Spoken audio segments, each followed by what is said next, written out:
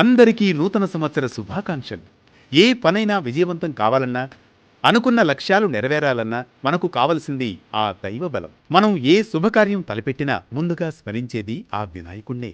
ఎందుకంటే ఆయన విఘ్నేశ్వరుడు. మన పనుల్లో ఎదురయ్యే ఆటంకాలను తొలగించి విజయ తీరాలకు చేర్చే ఆది దేవుడు. ఈ కొత్త ఏడాదిలో మీరు చేపట్టే ప్రతి పనిలోనూ ఎలాంటి అడ్డంకులు రాకూడదని ఆశిస్తున్నారా? అయితే ఆ తొలి రోజును ఆ గజాననుడి స్మరణతో ప్రారంభించండి. వక్రతుండ మహాకాయ సూర్యకోటి సమప్రభ మంత్రం జీవితంలోని అడ్డంకులను తొలగించే గణేశ మంత్రం.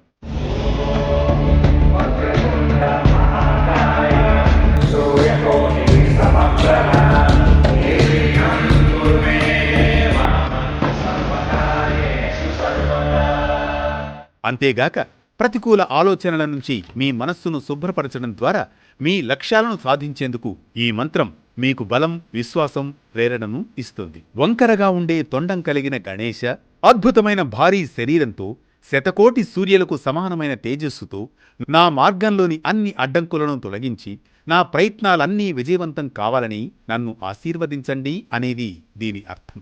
ఈ మంత్రాన్ని 9, 27, 54, 108 లేదా 1008 సార్లు జపించాలి.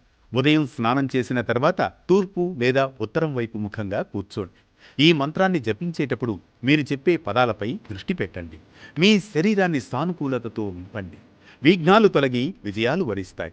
ఈ 2026వ సంవత్సరం మీకు, మీ కుటుంబ సభ్యులకు ఆయురారోగ్య ఐశ్వర్యాలను ప్రసాదించాలని కోరుకుంటూ ఓం గం గణపతయే నమః.